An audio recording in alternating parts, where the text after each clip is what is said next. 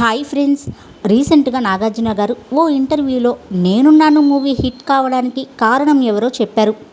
ప్రముఖ పాటల రచయిత సిరివెన్నెల సీతారామశాస్త్రి గారు తనకి చాలా ఇష్టమని నాగార్జున గారు అన్నారు. ఆయనతో ఉన్న అనుబంధాన్ని షేర్ చేసుకున్నారు. 2 లైన్లలోనే పాటలోని భావమంతా అర్థమయ్యేలా రాయడం సిరివెన్నెల సీతారామశాస్త్రి గారి గొప్పతనమని ప్రముఖ హీరో నాగార్జున గారు చెప్పారు. ఈటీవీలో నా ఉచ్ఛ్వాసం కవనం అనే ప్రోగ్రాంకి అతిథిగా హాజరైన ఆయన తనకు ఇష్టమైన పాటల గురించి షేర్ చేసుకున్నారు. నాకు నచ్చిన పాటలు చాలా ఉన్నాయి. అందులో సిరివెన్నెల గారు రాసిన పాటలు ఓనమాలు నేర్పాలని అనుకున్నా కన్నా అనే పాట ప్రతి కుటుంబానికి సరిపోతుంది. ఒక తండ్రి తన కుమారుడికి చెప్పాలనుకున్న మాటలన్నీ ఆ పాటలో చెప్పేశారు. నేను డైరెక్ట్ చేసిన మూవీ శ్రీ సీతారాముల కళ్యాణం చూతుము రారండి అనే సినిమాకు ఆయన పాటలు రాశారు. అప్పుడు ఆయనతో ఎక్కువ సమయం గడిపే అవకాశం నాకు వచ్చింది. ఆ సినిమాలో రామాయణం మొత్తాన్ని ఒక్క పాటలో చెప్పేశారు సిరివెన్నెల గారు.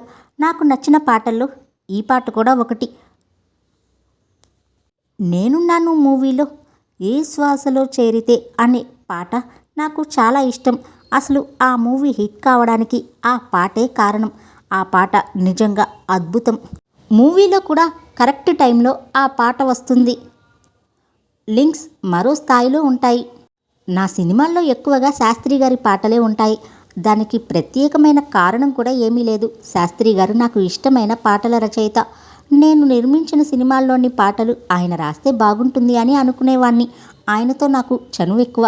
ఏదైనా నచ్చకపోయినా అర్థం కాకపోయినా మార్చమని అడిగేవాణ్ణి కూడా. అలాగే ఊపిరి మూవీలో నువ్వేమిచ్చావో అనే పాట సినిమాలోని అర్థాన్ని చూపిస్తుంది. చిన్న పాటైనా లోతైన భావం ఉంటుంది. ఆయన పాటలు నిజంగా మనుషులకు నేస్తాలు. జీవితానికి ఒక దారి చూపిస్తాయి, ధైర్యాన్నిస్తాయి.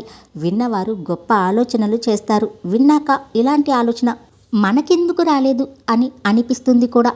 అలా రాయడం అంత సులభం కాదు. గొప్ప వ్యక్తి కాబట్టే ఆయనకి అది సాధ్యమని సిరివెన్నెల గారి గురించి నాగార్జున గారు తన ఫీలింగ్స్ని ఆ ప్రోగ్రాంలో షేర్ చేసుకున్నారు.